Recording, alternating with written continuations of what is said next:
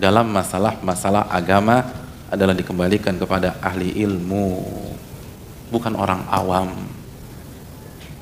Ahli ilmu. Ahli ilmu. Hadirin, makanya syarat berbicara tentang agama, syarat berfatwa itu harus ulama.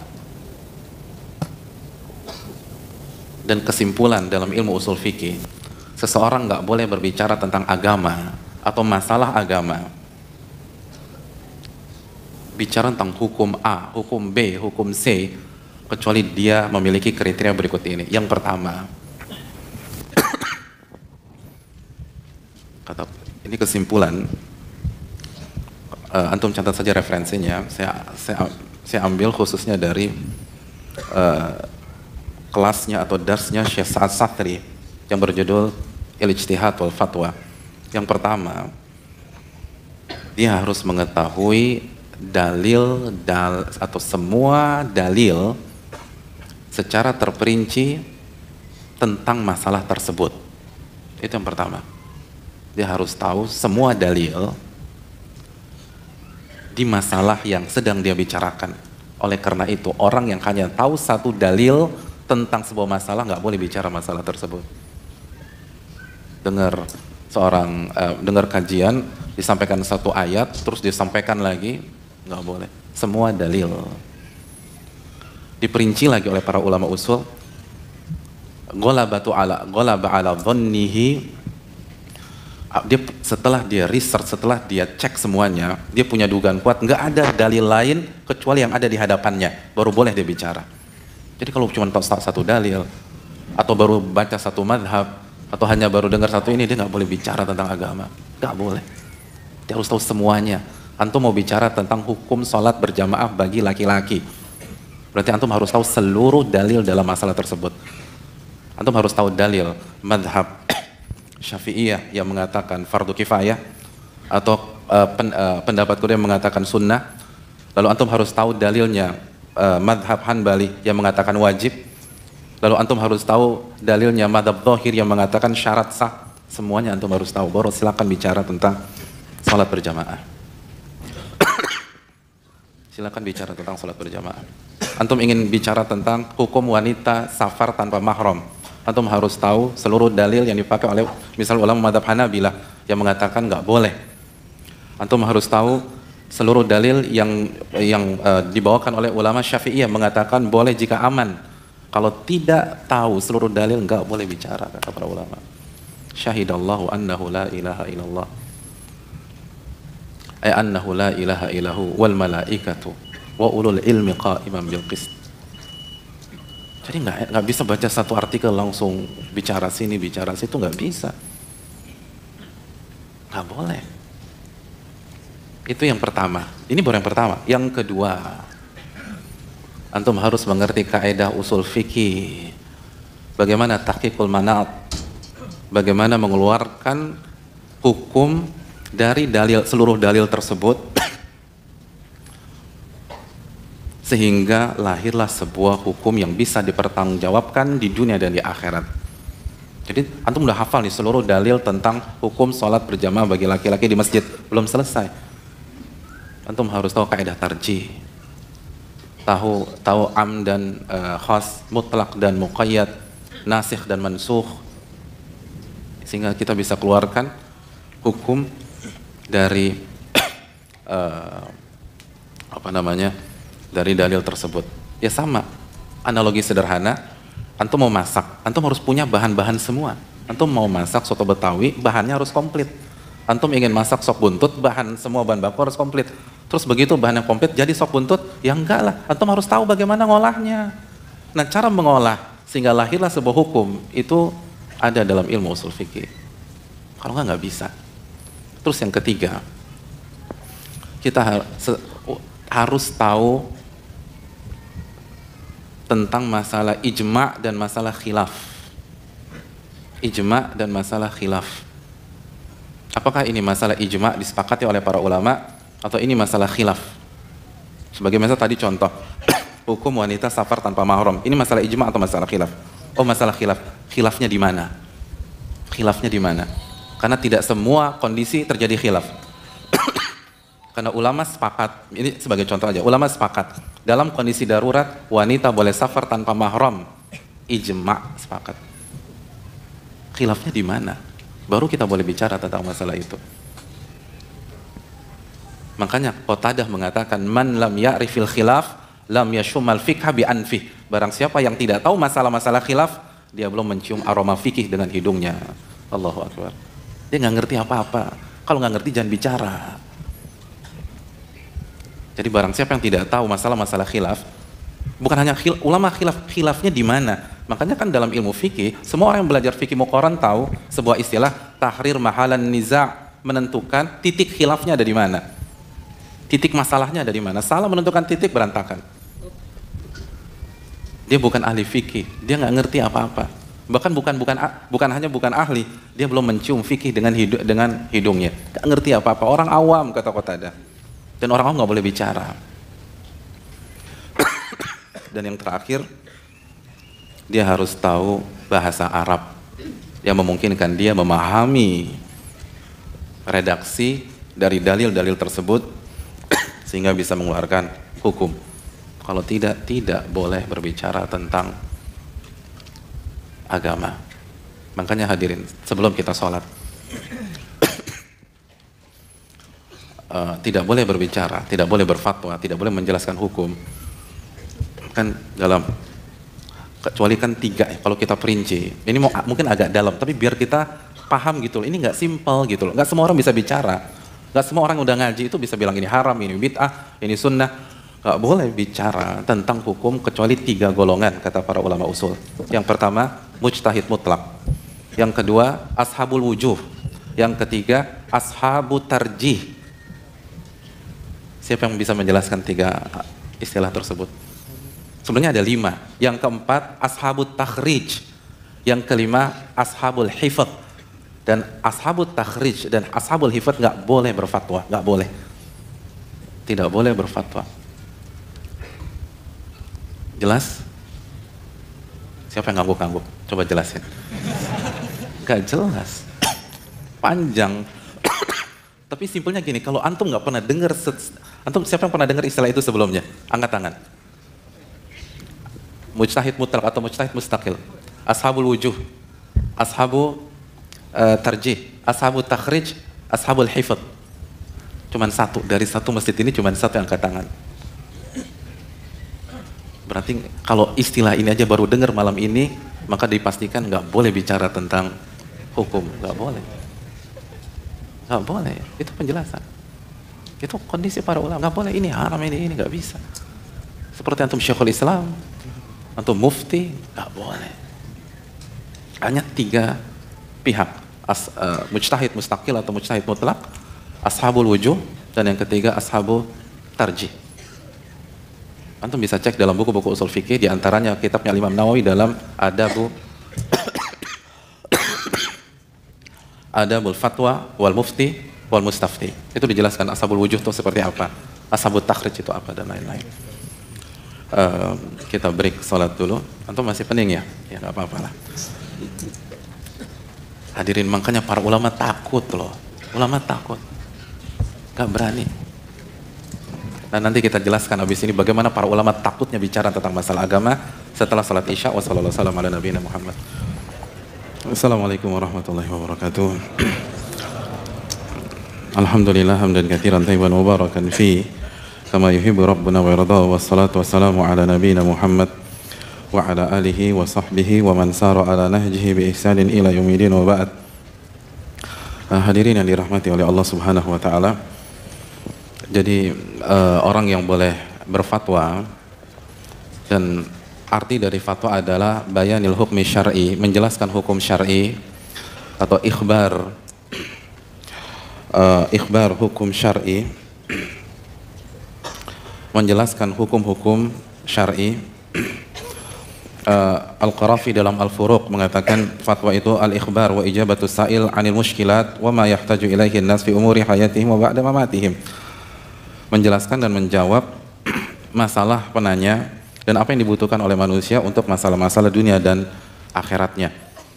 Jadi Setiap penjelasan tentang akhirat itu fatwa. Setiap menjelaskan tentang hukum syar'i itu fatwa.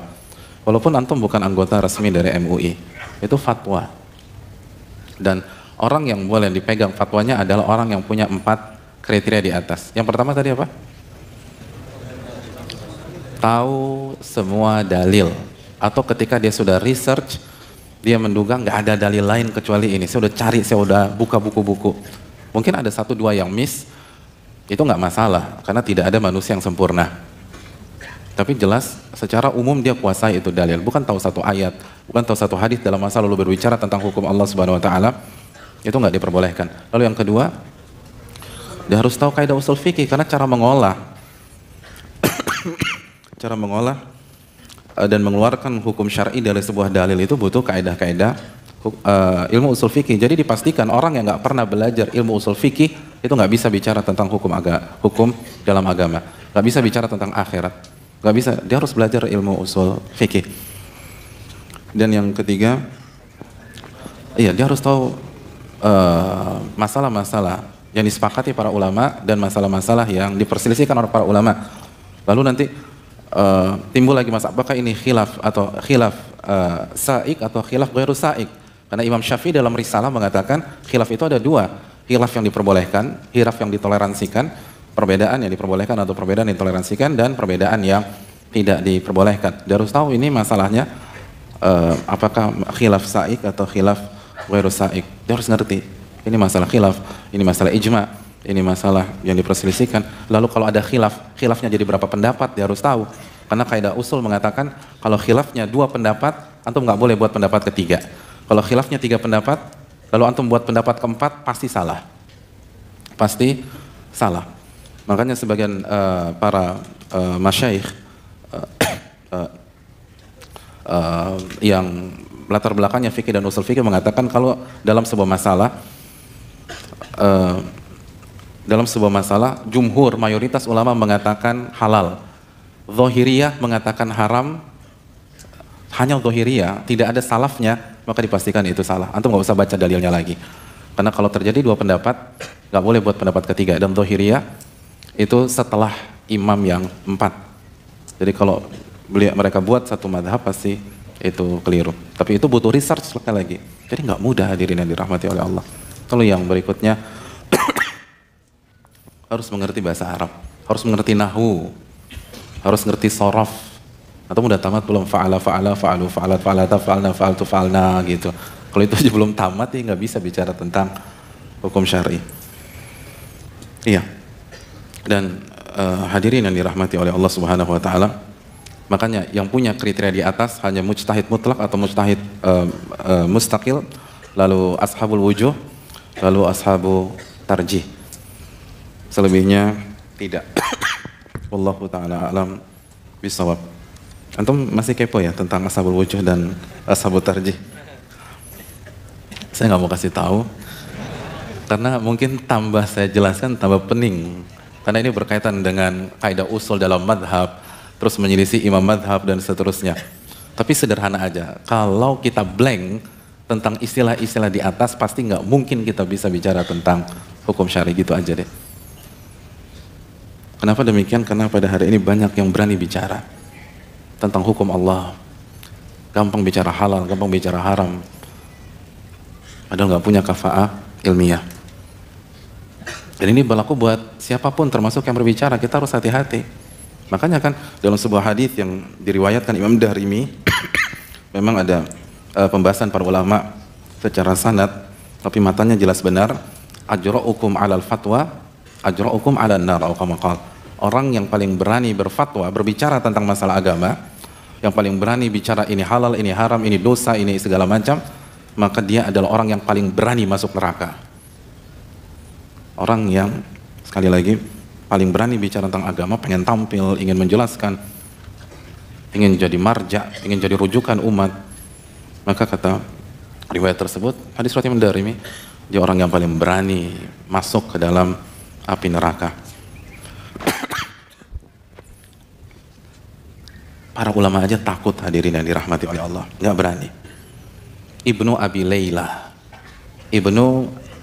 Layla, dan riwayat ini Dan yang saya sebutkan, riwayat yang akan saya sebutkan, ini dibawakan Imam Nawawi.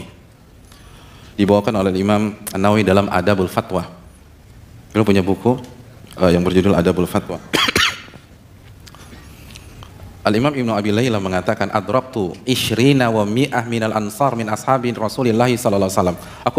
Aku pernah bertemu 120 kaum ansar dari sahabat-sahabat Nabi sallallahu alaihi wasallam. Yus'alu ahaduhum 'anil mas'alah. Setiap seorang dari mereka ditanya tentang sebuah masalah agama, fayarudduha hadza ila hadza. Maka yang ditanya akan melempar ke temannya, jangan tanya ana, tanya dia aja. Terus kata dia, jangan tanya ana, tanya dia aja. Lo jawab nih, jangan tanya dia nih. Terus muter. Wa hadza ila hadza, terus yang sampingnya, gue nggak ngerti, tanya dia aja. Aduh, ana wallahu ta'ala alam nih, ana dia nih. Hatta tarji ilal awal, sampai balik ke orang yang pertama. Allahu Akbar, sampai balik dari orang yang pertama. 120 kaum ansar. Ibnu Abi Layla. 120 kaum ansar. Pertanyaan kita kaum apa hadirin? Lalu semua ini halal, ini haram. Gak pernah ngomong saya gak tahu. Kaum ansar. Dalam riwayat, ma minhum man yuhadditsu bi haditsin illa wadda anna akhahu kafahu iya. Dan tidak ada seorang pun dari mereka kecuali setiap mereka ingin saudaranya menjawab pertanyaan itu untuk dirinya, membahas hal itu dan bukan dirinya, sehingga dia nggak perlu jawab lagi, sehingga dia nggak perlu nerangan lagi. Jadi kalaupun harus menjawab, dia pengen harusnya antum yang bicara. Harusnya antum yang menjelaskan. Dan itu dari lubuk hati yang paling dalam. Itu sahabat hadirin. Makanya Abdullah bin Mas'ud, Abdullah bin Abbas mengatakan, man afta fi kulli ma yus'al fahuwa majnun. Barang siapa yang menjawab seluruh pertanyaan yang sampai kepada dia, dia gila. Gila tuh orang. Bukan kata saya, Abdullah bin Mas'ud, Abdullah bin Abbas. Gitu. Gila. Gak mungkin ada orang begitu. Berani, syaratnya ketat hadirin. Bicara tentang masalah itu gak mudah. Kalau jawab ini langsung ini, itu sulit. Gila. Kata Abdullah bin Mas'ud, Abdullah bin Abbas, barang siapa yang menjawab, menjelaskan seluruh masalah agama yang ditanyakan ke dia, gila. Gitu. Jadi kalau antum nanya ke ustadz nggak dijawab-jawab, jangan baper. Justru bersyukur, alhamdulillah ustadz anda belum gila. Kan gitu. Ini masih waras nih. Iya. Ini kata Abdullah, bukan saya nggak punya hak bicara tentang ini. Justru yang saya inginkan di majelis kita, ini adalah jembatan agar antum dengar langsung penjelasan para ulama kita. Karena umat harus disambung dengan ulamanya sekarang. Hadirin yang dirahmati oleh Allah Subhanahu wa taala. Al-Imam Sya'bi, Al-Hasan, Abu Hasin, ketiga-tiganya tabi'in besar. Mereka curhat tentang kondisi pada hari di mana mereka hidup. Inna ahadakum la yuftiya fil mas'alah walau waradat ala Umar bin al-Khattab radhiyallahu anhu la jama'a laha ahla Badar. Salah seorang dari kalian ketika menjelaskan hukum syar'i, ketika berfatwa dalam sebuah masalah, itu kalau masalah tersebut, masalah yang sama disampaikan ke Umar, ditanyakan ke Umar, Umar akan mengumpulkan seluruh sahabat besar yang ikut perang Badar. Ayo kita musyawarahkan nih masalah. Kira-kira apa hukumnya, halal atau haram? Sedangkan kalian pada hari ini asik aja tuh fatwa halal, fatwa haram, fatwa bid'ah, fatwa sunnah dan seterusnya. Kalau dikasih ke Umar nggak berani jawab dia. Sekarang gampang. Bicara masalah salat gampang, bicara masalah puasa gampang, bicara masalah dakwah gampang, semua mutusin sekarang. Kalau ini disampaikan ke Umar, nggak berani mutusin Umar. Umar akan tanya Ahlul Badar, dan Ahlul Badar spesial hadirin. Kita tahu apa yang Allah katakan kepada Ahli Badar, if'alu ma syi'tum faqad ghafartu lakum. Allah berfirman, lakukan sesuka hati kalian, faqad ghafartu lakum, aku sudah maafkan kesalahan kalian. Ahlul Badar itu orang-orang yang sudah ditawarkan buat suka-suka sama Allah, pasti Allah maafkan, nggak mau tuh. Nggak mau. Nggak mau. Coba kalau kita ya, kalau ada hadis turun buat kita nih, silahkan ngelaba cewek secantik apapun, dimaafin insya Allah. Kira-kira antum mau ngelaba nggak? Iya, mubadir Pak Ustadznya ada hadisnya. Hadisnya bilang silahkan ngelihat wanita yang manapun anda suka, insya Allah dimaafin. Itu baru ngelihat doang tuh langsung fastabikul. Iya, ini Ahlul Badar ditawarin, buat apa aja terserah, terserah. If'alu ma syi'tum, terserah mau mabok, kayak mau zina, kayak mau judi, kayak terserah. Aku telah ampuni kalian. Tapi nggak mau tuh. Lihat mentalnya Ahlul Badar, nggak mau. Pintu maksiat dibuka, nggak mau. Kita pintu maksiat digembok 4, dibuka juga tuh, jago tuh. Kebuka tuh. Udah pakai apa sidik jari segala macam, kebuka tuh bisa. Peloncat dari atas pagar. Itu yang dikumpulkan Umar. Masalah yang dengan gampangnya dibahas oleh orang-orang di masa siapa? Bukan masa sekarang, masa Al-Hasan, masa Sya'bi, masa Abu Hasin. Gimana kalau mereka hidup pada hari ini? Hati-hati hadirin sekalian. Dan termasuk hati-hati buat kita semua, termasuk yang bicara. Ini nggak gampang. Ini nggak gampang. Kita aja kalau bicara berdampingan dengan orang besar grogi. Allah dalam ayat ini membuat kita berdampingan dengan malaikat. Masa nggak ada grogi-groginya bicara tentang agama? Makanya para ulama tahu ini berat nih. Ya berani macam-macam. Takut. Makanya Sufyan bin Uyainah, beliau mengatakan ajsarun nasi 'alal futya aqalluhum ilma. Orang yang paling cepat dan berani berfatwa dipastikan orang yang paling sedikit ilmunya. Dipastikan orang yang paling sedikit ilmunya.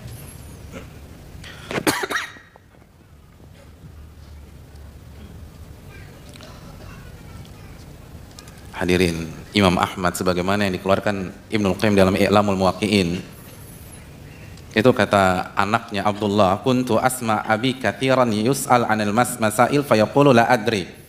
Aku sering mendengar bapakku ditanya, Imam Ahmad, dan jawabannya tuh saya nggak tahu. Karena lihat standarnya kan berat, harus tahu semua dalil, emang gampang. Ini Imam Ahmad, hafalannya 1 juta hadis. Banyak pertanyaan disampaikan ke beliau nggak tahu. Wa dzalika idza kanat mas'alatun fiha ikhtilaf. Wa katsirun ma kana yaqul sal ghairi. Dan kalau itu perkaranya masalah khilaf, bapakku tuh sering menjawab, tanya ke orang selainku. Jangan tanya saya deh, tanya yang lain. Tanya yang lain. Hadirin, ini yang punya karya Al-Musnad. Allahu Akbar. Jangan tanya saya, nanya yang lain. Takut. Takut salah jawab masuk neraka nanti. Fa'in qila lahu, kalau dikejar sama penanya, man nas'al, terus kita mau nanya siapa kalau antum bilang, tanya selainku. Antum bayangin, antum ada di hadapan orang yang punya kitab musnad, hafal 1 juta hadis, terus ketika antum nanya, jangan tanya anak deh, tanya yang lain. Kan antum bingung, ya gue mau nanya siapa ya kalau gini. Kalau beliau aja nggak ya. Lalu beliau katakan, lihat jawabannya nih. Salul ulama, tanyakan kepada para ulama. Allahu Akbar. Ini baru alim rubbani hadirin. Tanyakan kepada ulama. Beliau nggak katakan tanya sama teman-teman aneh. Beliau nggak katakan tanyakan sama junior-junior Anda. Beliau nggak mengatakan tanyakan sama murid-murid saya. Beliau katakan tanyakan kepada para ulama. Kan seolah-olah beliau bukan ulama. Hadirin, ini persis yang kami lihat ketika Syekh Shalih Fauzan mengisi kajian di Masjid Asrama Kampus. Itu kita ngelihat sendiri beberapa pertanyaan Syekh Shalih Fauzan, salah satu ulama senior yang masih hidup pada hari ini. Antum tahulah siapa beliau, Syekh Shalih Fauzan bin Fauzan, yang fatwanya paling di antara yang paling tersebar itu ketika beliau berkunjung ke atau mengisi di Masjid Asrama Kampus. Itu banyak pertanyaan, beliau jawab seperti ini, salil ulama, tanyakan kepada ulama, salil ulama, tanyakan kepada ulama. Dan terus terang saya itu sama teman pandang-pandangan, salil ulama, terus mau nanya siapa? Ini di depan kita ini rujukan. Terus beliau bilang salil ulama, salil ulama, salil ulama, ya Allah. Luar biasa. Maka jangan heran majelis beliau majelis yang paling ramai. Itu adabnya tuh. Ini kan adab hadirin, adab sama Allah. Orang-orang inilah yang kita percayakan fatwanya gitu loh. Jadi sekali dia ngomong A berarti yakin nih, percaya kita. Jadi ulama tuh dari zaman dulu sampai sekarang begitu, salil ulama. Karena mereka tahu standarnya berat, standarnya ketat. Bukan hanya hafal 1-2 ayat atau 1-2 hadis Nabi SAW. Hadirin yang dirahmati oleh Allah Subhanahu wa taala. Imam Malik kembali dibawakan oleh Imam Nawawi. Kalau tadi kita loncat sedikit ke Ibnul Qayyim dalam I'lamul Muwaqqi'in, kita balik lagi ke adabul fatwanya Imam Nawawi. Kata Al-Haytham bin Jamil, beliau mengatakan, aku menyaksikan Imam Malik su'ila an 48 mas'alah. Beliau ditanya 48 pertanyaan masalah-masalah agama. Faqala fi thintaini wa thalathina minha la adri. Dari 48, 32 pertanyaan beliau jawab dengan tidak tahu, tidak tahu, tidak tahu, tidak tahu. 32. Itu kalau ujian dapat berapa hadirin? Tapi justru ujian Allah itu kalau nggak tahu jawabannya jangan jawab. Kalau nggak menguasai jangan jawab. Karena kita jubir Allah, kalau salah kita berhadapan dengan Rabbul Alamin. Itu kan yang dilupakan pada hari ini.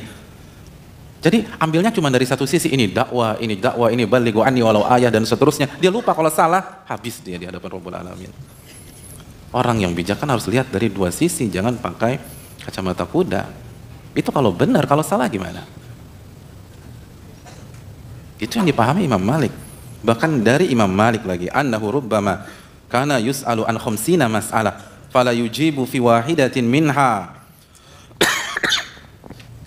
Dan di beberapa kesempatan, lihat riwayatnya pakai rubbama, rubba litakthir. Dalam banyak kesempatan beliau ditanya tentang 50 masalah, 50 problematika. Fala yujibu fi wahidatin minha, dan tidak ada yang beliau jawab. Nggak ada yang beliau jawab. Jadi kalau antum duduk di kajian Imam Malik, itu pertanyaan bertumpuk, nggak ada yang dijawab sama beliau. Nggak ada yang dijawab. Dan ketika beliau jawab, beliau nggak basa-basi. Beliau nggak jaga image, beliau nggak ngeles. Apa kata beliau? Man ajaba fi mas'alatin fayanbaghi qabla al-jawabi an ya'rad nafsahu 'ala al-jannati wan-nar wa kaifa khulasuhu thumma yujib. Barang siapa yang ditanya masalah agama atau ingin menjelaskan masalah agama, sebelum bicara, sebelum menjawab, hendaknya dia bayangkan dia di hadapan surga dan neraka. Itu lihat, Imam Malik nggak pakai kacamata kuda, surga dan neraka. Lalu dia renungkan, bisa nggak saya selamat dari neraka dan masuk ke dalam surga dengan jawaban saya? Kalau bisa, jawab, kata Imam Malik. Jawab, kalau bisa, jawab. Itu Imam Malik hadirin. Dan beberapa kesempatan 50-nya nggak dijawab, nggak berani, takut masuk neraka. Hadirin, emangnya Imam Malik nggak ngerti balighu anni walau ayah, sampaikan dariku walaupun 1 ayat?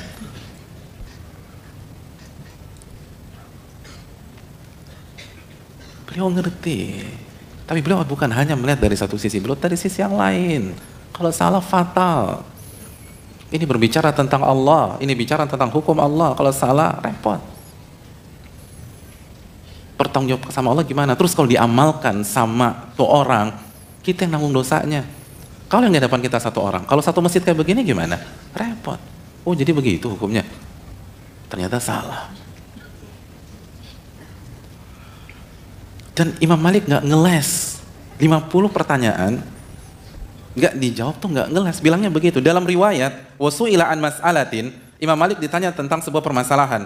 Imam Malik jawab la adri, saya nggak tahu. Faqila hiya mas'alatun khafifah sahlah. Wah Imam Malik masa nggak tahu? Ini kan masalah gampang, ini kan masalah yang simpel. Faghadiba, maka marah Imam Malik. Lalu Imam Malik mengatakan, laisa fil ilmi syai'un khafif. Tidak ada satupun yang berkaitan dengan ilmu agama hal yang remeh dan hal yang mudah. Lalu beliau sampaikan ayat apa?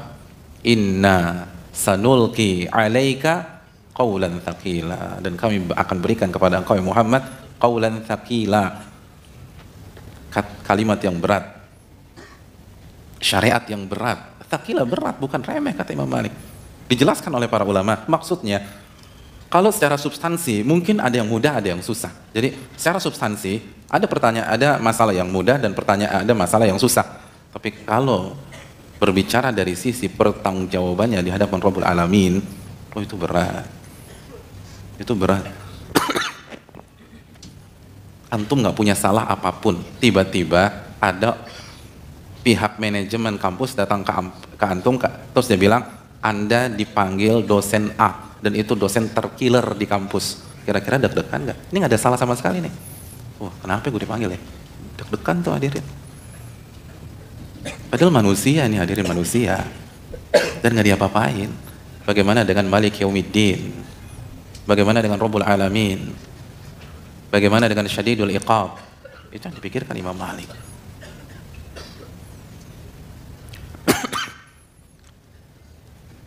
Makanya para ulama walaupun berilmu hati-hati. Imam Syafi'i pernah mengatakan, ma ra'aitu ahadan jama'allahu ta'ala fihi min alatil futya.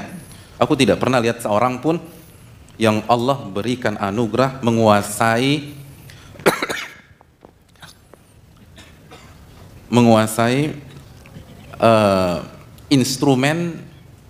instrumen untuk berfatwa sekomplit Ibnu Uyainah, Sufyan bin Uyainah. Tapi di waktu yang sama askata minhu alal futya. Tapi di waktu yang sama Ibnu Uyainah adalah ulama yang paling pendiam dalam berfatwa, gak berani. Jaga, hati-hati. Bukan menyembunyikan ilmu, hati-hati hadirin. Hati-hati. Makanya sebagian mereka itu sebelum berfatwa itu doa kepada Allah Subhanahu wa taala. Makhul itu beliau nggak pernah berfatwa, nggak pernah menjelaskan ilmu agama. Sebelum bicara selalu membaca la haula wala quwata illa billah, minta pertolongan kepada Allah. Tidak ada daya dan kekuatan kecuali dengan pertolongan Allah. Itu ulama besar hadirin.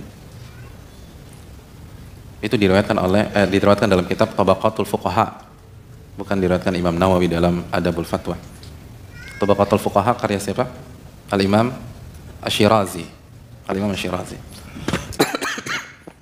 Sa'id bin Musayyib itu ketika mau menjelaskan, ketika mau berfatwa itu doa, Allahumma sallimni wa sallim minni.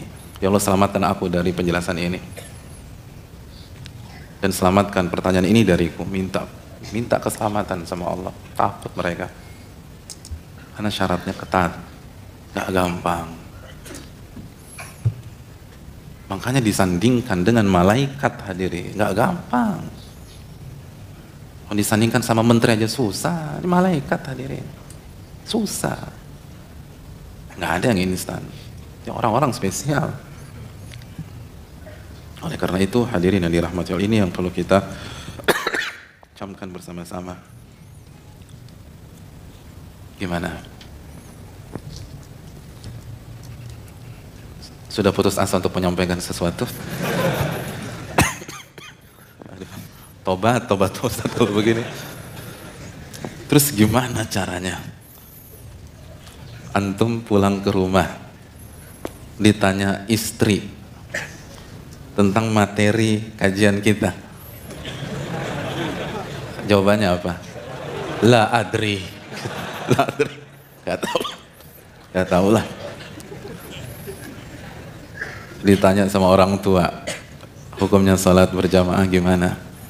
Allahu a'lam. Andalannya itu aja. La adri wallahu a'lam. La adri wallahu a'lam. Hadirin, saya akan bacakan penjelasan Al-Imam Nawawi tentang masalah ini. Terus gimana orang yang bukan ulama? Saya akan bacakan kata demi kata sekali lagi biar kita terbiasa berinteraksi dengan keterangan para ulama. Dalam Adabul Fatwa, Beliau mengatakan wa dzakara sahibul hawi. Berkata pemilik kitab Al-Hawi. Siapa beliau? Al-Hawi. Al-Mawardi, Al-Imam Al-Mawardi. Fil ami, untuk orang awam, orang yang bukan ulama. Idza arafa hukma haditsatin binaan ala daliliha. Kalau mengetahui sebuah hukum dalam sebuah kejadian, sebuah perkara dengan dalilnya. Dengan dalilnya. Boleh nggak dia berfatwa? Boleh nggak dia jelaskan? Imam Nawawi menjelaskan ada 3 pandangan, lalu beliau merojihkan pandangan ketiga. Apa pandangan ketiga? La yajuzu mutlaqa, nggak boleh secara mutlak. Ini tahu dalilnya nih, boleh nggak disampaikan? La yajuzu mutlaqa, nggak boleh. Ingat ini ulama mazhab Syafi'i, nggak boleh. Semakin putus asa.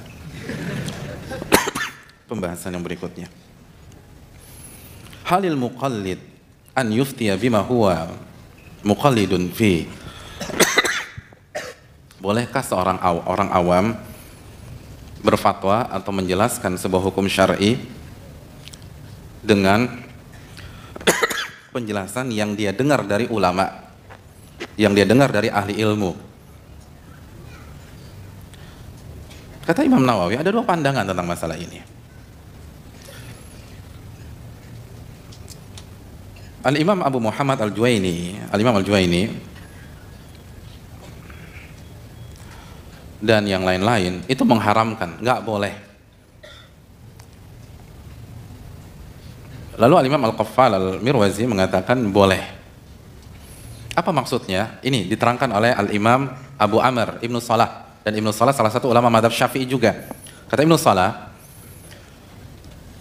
maksud nggak boleh la yadhkuruhu ala surati man yaquluhu min indi nafsihi bal yudhifu ila imamihi alladhi qalladahu. Itu maksudnya. Maksudnya kata Al-Imam Ibnu Salah, yang nggak boleh adalah menyampaikan dengan cara seolah-olah itu hasil ijtihadnya. Jadi seolah-olah itu hasil ijtihadnya. Apa hukumnya ini? Haram. Kalau ini, ini mustahab, ini mustahab. Oh ini mufti ini, mujtahid, Syekhul Islam. Kata Ibnu Salah, kalau mau menyampaikan, bal yudhifuhu ila imamihi alladhi qalladah. Sebutkan referensi. Sebutkan bahwa ini penjelasan imam yang dia ikuti. Sebagai contoh, Ibnu Salah kasih contoh, Imam Ibnu Salah kasih contoh. Seperti an yaqulu mathala, seperti dia mengatakan madhabu Syafi'i kada. Madhab Syafi'i itu seperti ini. Au nahu hadza. Atau madhab Imam Malik seperti ini. Itu boleh, hadirin. Boleh.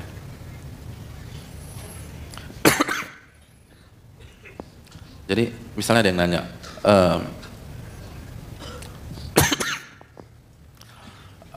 apa hukum salat berjamaah di masjid bagi laki-laki? Tadi saya ikut kajiannya, pendapat Imam Hanbali itu wajib gitu loh, dan saya sebagai orang awam mengikuti pandangan tersebut, gitu caranya. Bukan wajib masuk neraka kalau nggak begitu. Itu ya Allah, nggak bisa begitu. Itu seperti Anda yang berijtihad, harus sebutkan.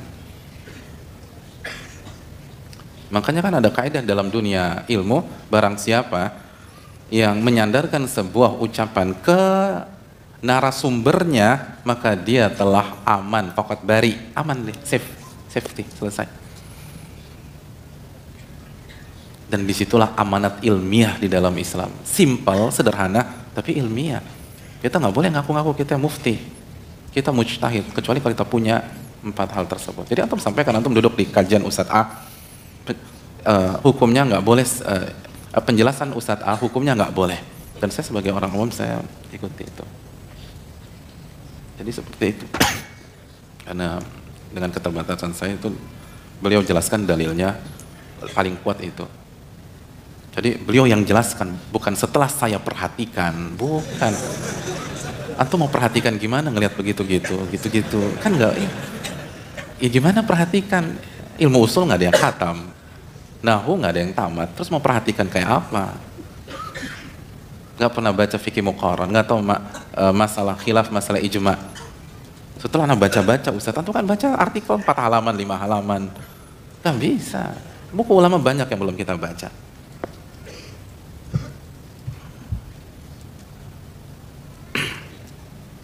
Jadi ini yang perlu kita camkan. Makanya kan, kayak misalnya di kajian ini kita berusaha sebut nama imam, sebut nama imam, sebut nama imam. Karena itu untuk menjaga amanat ilmiah. Dan kita bukan siapa-siapa. Kita bukan mujtahid. Makanya tadi contoh ketika kita mulai, pertanyaan saya apa kepada antum? Siapa yang mengatakan bahwa menjatuhkan para ulama itu dosa besar? Itu penting. Al-Imam Ad-Ra'i. Karena kita bukan mereka, kita bukan siapa-siapa. Imam Ahmad aja mengatakan salil ulama, tanya para ulama. Dan itu yang diajarkan para ulama-ulama kita sampai hari ini. Tawadu dan tahu diri. Rahimahullahu mra'an arafa qadra nafsih. Allah merahmati orang yang tahu diri. Tahu diri. Jangan bicara sana, bicara apalagi kita baru ngaji, kita baru hijrah. Kalau diminta jadi pembicara di sini, hati-hati hadirin. Misal diajak kumpul sama komunitas, ngobrol segala macam, hati-hati bicara tentang Allah. Hati-hati. Imam-imam ini sudah menjelaskan kepada kita. Mereka nggak berani. Mereka takut. Mereka khawatir. Dan mereka banyak berdoa kepada Allah Subhanahu wa Ta'ala. Dan terakhir, saya sampaikan ucapan Al-Imam Al-Saymari. Al-Imam Al-Saymari salah satu ulama Syafi'iyah dan Al-Khatib Al-Baghdadi, wa qalla man haras 'ala al-futya wa sabaqa ilaiha wa thabara 'alaiha illa qalla tawfiquhu wa taraba fi amri. As-Saymari, alif lam sad ya mim ra ya. As-Saymari. Kata dua imam besar ini, hasil research mereka, bahwa orang yang semangat untuk berfatwa dan berusaha tampil untuk berfatwa, untuk bicara tentang agama, dan benar-benar mengeluarkan effort untuk itu, usaha, illa qalla taufiquhu, kecuali taufik yang Allah berikan kepada dia sedikit, lo nggak kasih taufiknya kepada dia. Wa taraba fi amrih, dan dia guncang, kata para ulama. Guncang. Goncang, itu toroba. Dan gak konsekuen. Besok ngomong A, sekarang B, nanti lusa C, dan seterusnya. Wa in kana karihan lidzalik ghayra mu'thirin lahu ma wajada anhum manduhatan wa ahala al-amra fihi ala ghairihi kanatil ma'unatu lahu minallahi akthar wassalahu fi jawabihi aglab. Dan sebaliknya, orang yang nggak suka, artinya nggak mau dia untuk tampil, bicara dan berfatwa, dan tidak memprioritaskan dirinya. Jadi kalau ada yang lain, antum aja yang maju. Ada yang lain, antum maju. Ada yang bisa, ustadz itu aja yang ngisi sana. Jadi nggak mau dinomor satukan, nggak mau diprioritaskan. Udah ada ini, udah ustadz itu aja. Ada syekh itu aja udah. Jadi wa ahalal amra fihi ala ghairi, dan selalu lempar ke yang lain. Tanya Ustadz A, ini tanya Ustadz B. Ini masalah Ustadz C itu yang jago, tanya Ustadz C aja. Untuk masalah ini spesialisasinya Ustadz D, antum tanya Ustadz D. Jadi nggak sebaliknya. Antum nggak pernah nanya ana lagi sih. Udah lupa ya sama guru sendiri. Ini nggak benar. Jadi lempar ke sana kalau bisa. Apa yang terjadi? Kanatil ma'unatul lahu minallahi aktsar, maka dia akan lebih banyak mendapatkan pertolongan dari Allah. Wassalahu fi jawabihi aglab, dan kebenaran dalam jawabannya itu lebih kuat. Jadi bukan dia nggak mau, dia bukan dia ingin menyembunyikan ilmu, enggak. Tapi kalau ada yang bisa maju yang lain aja maju. Kalau udah nggak ada yang lain, jadi semi kepaksa gitu loh. Tapi bukan takut sama manusia, tapi hanya amanat ilmiah yang membuat dia untuk menjawab. Wallahu ta'ala alam bisawab. Ini yang bisa disampaikan, semoga bermanfaat. Wassalamualaikum warahmatullahi wabarakatuh.